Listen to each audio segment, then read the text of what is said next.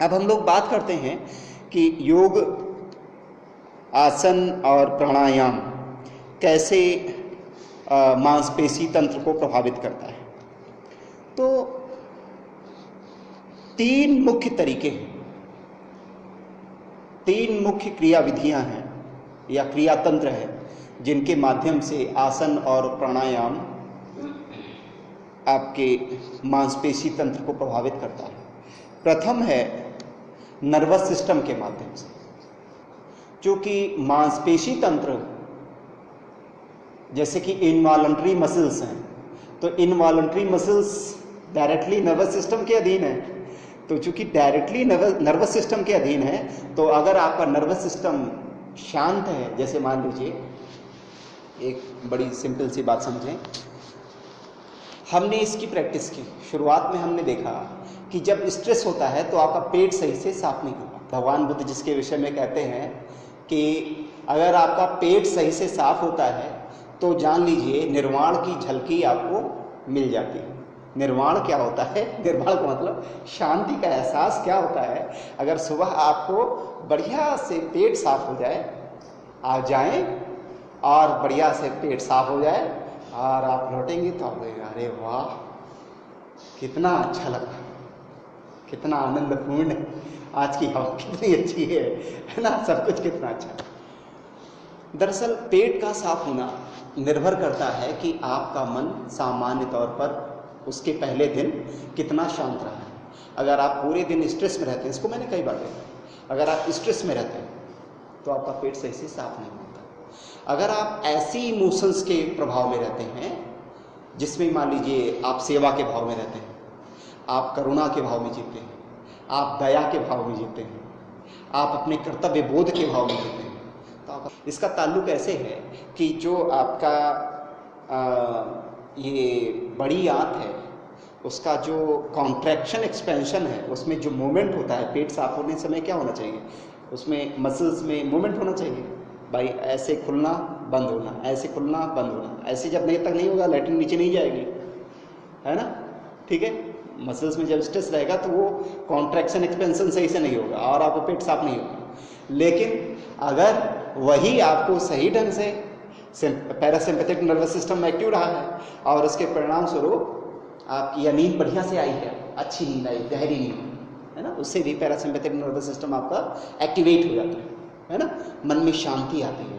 अगर आपको गहरी नींद होती है तो आपके मन में बड़ी शांति, स्फूर्ति, है ना, हल्कापन सा महसूस होता है। लगातार तनाव हमने बातचीत की है कि आसन और व्यायाम में फर्क है। व्यायाम में क्या है, आप जल्दी जल्दी जल्दी जल्दी जल्दी जल्दी शुरू कर दिए, एकदम पूरे शरीर का एक्सरसाइज आपने डाल दिया, है ना। और आसन में क्या है, बड़े आराम से आपने पैरों को फैलाया, बड़े आराम से पैरों को मोड़ा, जितना मोड़ सकते हैं उतना मोड़ा, धीरे से, आराम से, कंफर्ट है, बहुत ईज के साथ में। अब देखिए इसमें क्या हो रहा है, जब इतने ईज के साथ में कोई भी एक्टिविटी करेंगे तो क्या होगा, आपके मन में शांति का अनुभव होगा, नेचुरल है, ठीक है। और जब शांति का अनुभव होगा तो क्या होगा, अपने आप पैरासिम्पैथिक नर्वस सिस्टम आपका एक्टिवेट हो जाएगा। और जब पैरासिम्पैथिक नर्वस सिस्टम एक्टिवेट हो जाएगा तो जितनी इनवॉलंटरी मसल्स हैं उनका आकुंचन प्रकुंचन अपने, ठीक है। तो एक तो क्रियाविधि, एक तो क्रियातंत्र ये है कि आपके नर्वस सिस्टम के माध्यम से आसन प्राणायाम आपके मस्कुलर सिस्टम को प्रभावित करते हैं। दूसरा ये है कि जब आप कोई भी आसन या प्राणायाम करते हैं तो उसमें आंतरिक मालिश की प्रक्रिया होती है। आंतरिक मालिश का मतलब क्या हुआ, जैसे मान लीजिए आपने ऐसे हाथ उठाया तो कुछ मसल्स में क्या होगा, कॉन्ट्रैक्शन होगा, ठीक है। अभी कॉन्ट्रैक्शन हो रहा है, कहीं और मसल्स में कुछ और तरह का इफेक्ट होगा। पूरी बॉडी में आप कोई भी आसन करते हैं तो एक तरीके से अगर आप देखें तो सूक्ष्म रूप से सारे के सारी मसल्स प्रभावित होती हैं, है ना। किसी में कॉन्ट्रैक्शन हो रहा होता है, किसी में एक्सपेंशन हो रहा होता है ना, अलग अलग। तो ये जो कॉन्ट्रैक्शन एक्सपेंशन है, इसके माध्यम से क्या होता है, इसके माध्यम से आपकी जो मांसपेशियां हैं वे मजबूत बनती हैं, है ना। क्या होता है, मजबूत बनती हैं। कैसे मजबूत बनती हैं इसको भी जरा हम समझ लें, है ना। मजबूत ऐसे बनती हैं कि मान लीजिए जब आपने कॉन्ट्रैक्शन, जब आपने कहीं कोई पोस्चर किया तो कहीं किसी मसल में जो टेंडन्स होते हैं ना, टेंडन्स, मसल्स को कौन बांध करके रखता है? टेंडन्स होते हैं जो बांध करके रखते हैं। तो टेंडन्स पर फोर्स पड़ता है, और टेंडन्स पर जब फोर्स पड़ता है तो टेंडन्स में आंतरिक रूप से या मसल्स में आंतरिक रूप से कहीं कुछ ऐसे पदार्थ पड़े होते हैं जिनका सही से मेटाबॉलिज्म संपन्न नहीं हो पाता है सामान्य तौर पर। सामान्य रूप से आप बैठे रहते हैं और कई बार, जैसे मान लीजिए अल्कोहल है ना, तो कई बार इकट्ठा हो जाता है ना, जो अंदर हमारी बॉडी में अंदर भी एक तरह का अल्कोहल बनता है ना, तो इकट्ठा हो जाता है। जब वह इकट्ठा हो जाता है फिर उसके बाद में धीरे धीरे अल्कोहल बहुत ज़्यादा हो जाता है, तो कहते हैं वहाँ अंदर की जो चिकनाई है वो नष्ट होने लगती है ना।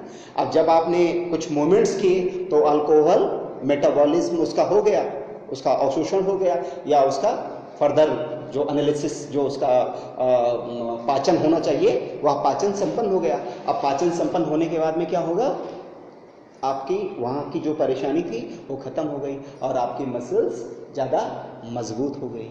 एक तो बात ये होती है कि मसल्स में आपके मजबूती आती है जब उसमें स्ट्रेचिंग करते हैं किसी भी आसन के में या प्राणायाम में भी। जैसे आप प्राणायाम कर रहे हैं, अब आपने जैसे कपालभाति किया है ना, तो कपालभाति में क्या होगा, अब मान लीजिए ऐसे किया आपने तो आपका डायफ्राम ऊपर गया है ना, और फिर अपने आप जब श्वास अंदर जाती है तो डायफ्राम नीचे जाएगा। तो क्या होगा, आपके जितने यहाँ मसल्स होंगे उनकी मालिश, यहाँ एब्डोमेन में जितनी मसल्स होंगी उनकी मालिश होगी, इनवॉलंटरी मसल्स की भी मालिश होगी एक तरीके से, और वॉलंटरी मसल्स की भी मालिश हो रही है, और उसके परिणाम स्वरूप क्या हो रहा है, आपकी मसल्स अधिक मजबूत हो रही हैं, है ना। तो इंड्योरेंस पावर जिसको हम कह सकते हैं, दृढ़ता मसल्स में आती है, ज़्यादा शक्ति आती है। और इसके साथ साथ जब मसल्स में मेटाबॉलिक प्रोसेस है ना, चयापचय इसको बोलते हैं ना हिंदी में, चयापचय, मेटाबॉलिज्म जो है सही तरीके से संपन्न होता है, तो क्या होता है, मसल्स का मास भी बढ़ता है। सामान्य तौर पर जितना नॉर्मल आपको होना चाहिए उतना नॉर्मली मसल्स का मास भी हो जाता है। मैं आपको बताऊं, मैं अगर आप मेरी फ़ोटो देखें क्लास 10th की, तो मैं बहुत ही दुबला था, और अब मैं महसूस करता हूँ लगभग मेरा 70 kg का वेट है। और आप, मैं देख रहे होंगे कहीं ऐसा नहीं लग रहा है कि ज़्यादा मोटे लग रहे हैं, लेकिन 70 kg का वेट है, यानी मसल्स का मास जो है वो जितनी भी मसल्स हैं उनमें एकदम भरावट आ